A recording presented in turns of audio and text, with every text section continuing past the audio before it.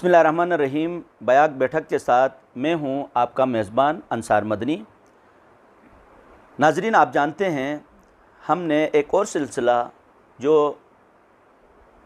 चलती बयाक के नाम से, ज़ाहिर गिलगित बल्तिस्तान के बहुत ही खूबसूरत इलाके हैं, वहाँ पूरे पाकिस्तान से बल्कि पूरी दुनिया से लोग घूमने के लिए आते हैं। हम कोशिश करते हैं उनके साथ गुज़रे हुए लम्हात को फ़ायदेमंद बनाएं, मुख्तलिफ़ उलूम व फ़नून पर हम बात करें और उनको तोहफ़े की शक्ल में हम देखने वालों की खिदमत में पेश करें। आज हम नोमल से गिलगित की तरफ आ रहे हैं। हमारी इस बयाक की ज़ीनत बनी हैं नाइला जाफ़री साहिबा। यहाँ के इन्वायरमेंट में, यहाँ के माहौल में रच बस गई हैं। आइए सबसे पहले मैं आपकी तरफ से, अपनी तरफ से सलाम ख़िदमत पेश करते हैं और आपका शुक्रिया अदा करते हैं कि आप आज की इस बयाक का हिस्सा बनी। जी बाजी, एक होता है अमूमन हम यहाँ गिलगित में ऐसा होता था, जैसे कि मैंने पहले भी गुजारिश की, हर मोहल्ले में बुज़ुर्ग घर से बाहर जो मर्द हैं वो बैठते थे और ख़वातीन जो है अंदर बाग में या उसमें बैठते। तो जो घर, जिस घर में आप बैठी हैं उसमें 4 हिस्से होते थे। जो ऊपर वाला हिस्सा है उसमें आपका खूनी रिश्ता आके बैठता था और इस साइड पे मर्द बैठते थे और इस साइड पे ख़वातीन बैठते थे। और दरवाज़े की तरफ जिससे आपका खूनी रिश्ता नहीं है, मजदूर है, जो कमाने वाले हैं, जो भी काम वाले, वो उस जगह पे बैठते थे। तो और जो दोस्त अहबाब होते थे वो घर के साथ ही उस पूरे ख़ानदान का एक बेहतरीन किस्म का डेकोरेट करके कमरा बनाते थे जिसको मेहमान सरा कहते थे। वहाँ बैठते थे तो वहाँ उनको बहुत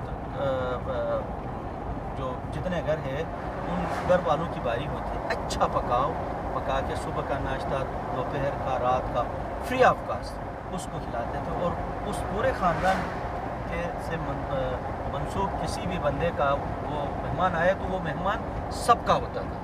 तो ये एक रवायत यहाँ पे थी जिसकी वजह से यानी बच्चों को वहाँ एज ए स्कूल भी वो होता था, एज ए मदरसा भी वो होता था, एज ए यूनिवर्सिटी भी, मतलब वहाँ से फिर उस बयाक में बैठ के जो बातें आप बयान कर रहे हैं ना, उससे ऐसे लगता है कि वो सोसाइटी बहुत तमीज़दार, बड़ी सोशली बड़ी स्ट्रॉन्ग थी। लेकिन अब जो मैं देख रही हूँ वो तो निरी अफरा तफरी है, वैसे ही जैसे शहरों में नज़र आती है। कंपैरेटिवली थोड़ा सा पुरसुकून है क्योंकि ज़रा आपस ही में है, एक ही जगह है सदियों से, इसलिए ज़रा सा सुकून में। लेकिन अब बाकी की अफरा तफरी वैसे ही है। और मुझे तो बेसिक तमीज़ की भी बच्चों में कमी, मतलब आम लोगों में कमी नज़र आई है। कैसे खाना पीना है, कैसे चलना है, लोगों को तो यहाँ पे ये नहीं पता।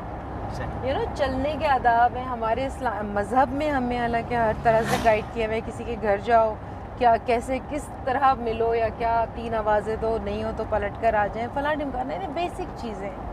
जबकि मैं जब आगे गिलगित मूव की हूँ तो बजाय सिवाय बड़े शहरों के, जैसे गिलगित है, स्कर्दू है, अपना हुंजा है, उसके अलावा जब आप बाकी जगहों पे जाते हैं तो मुझे तो बड़ी कमी नज़र आती है। तो कहाँ खो गया वो कल्चर, और क्यों खो गया आपके हाथों से वो कल्चर, जहाँ लोग इकट्ठे होते थे, बैठते थे, एक दूसरे के दुख सुख में भी शामिल होते थे। और ऐसी रिवायात थी कि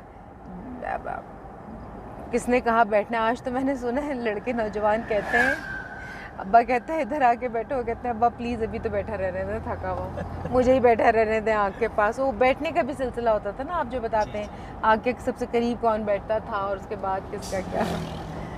तो खो तो खैर ठीक है, खो जाती हैं चीज़ें, मैं ये मानती हूँ। लेकिन अनफॉर्चुनेटली मुझे ये लगता है कि मज़हब के चक्कर में पड़ के हमने सिर्फ दुपट्टे और पजामे पे ध्यान दे दिया है ज़्यादा, और बाकी अखलाकियात और इंसानियत और इसके सारे दर्ज हम आहिस्ता आहिस्ता खोते जा रहे हैं। शहरों में तो खैर बिल्कुल ही खो चुके।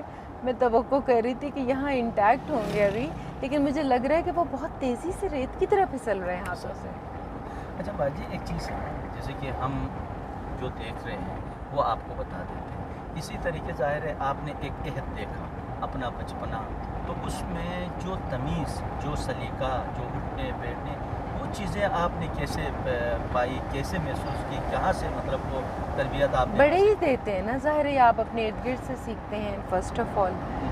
اور دوسری چیز یہ کہ ہاں یہ ایک فرق اس زمانے کا یہ ہے آج ماڈرن دور میں نیٹ اور ریسرچ کی بات کے بعد کہ موسٹ آف دا ٹائم میں نے دیکھا بچے ایون شہروں میں اگر میرے گھر کے بچے اور میں نے انہیں کو تمیز سکھائی ہوئی ہے تو وہ ان کی کوشش ہی ہوگی کہ وہ میرے سامنے تو ویسے ہی بیہیو کرے جیسا میں چاہتی ہوں. لائک پیرنٹس کے سامنے بچے کوشش کرتے ہیں تھوڑی بہت کہ وہ ویسے ہی ایگزیکٹلی بیہیو کرے جیسا بچے ماں باپ چاہتے ہیں. ایون یہاں پہ گلگت بلتستان میں بھی مجھے یہی رویہ ملا ہے. لیکن دا مومنٹ ماں باپ ہٹتے ہیں تو اب ایک different culture, different mindset, different language اور ڈفرینٹ اسٹائل ہے جس میں وہ تخصیص نہیں کرنا چاہتے ہیں، جس میں وہ کہتے ہیں ہر انڈیویجول برابر ہے، جس میں تپڑ ہے آگے آؤ اپنی جگہ بناؤ لے لو، نہیں تو بیک آف کرو پیچھے بیٹھ جاؤ. دنیا بھر میں ایسے ہی ہے. میرے اپنے وہاں پہ بھی بچے ہی ہیں، میرے سامنے یہی ہے. مجھے پتہ ہے پیچھے کبھی ان کا ایون فون پہ بات کرتے ہو ان کی زبان سن لو تو آپ پریشان ہو جاتے ہیں کس قسم کی زبان استعمال کرتے ہو بیٹا، ایسے نہیں کرو. لیکن یہ ہماری باتوں سے اب رکنے والی چیز ہے نہیں ان فیکٹ. بٹ یہ جگہ اس لیے میں کہہ رہی تھی کہ یہ بہت انٹیکٹ ہے، یعنی یہاں پہ ہر چیز اپنی جگہ قائم ہے، صدیوں سے ہیں، خاندان ہیں، زمینیں ہیں، کلچر ہے.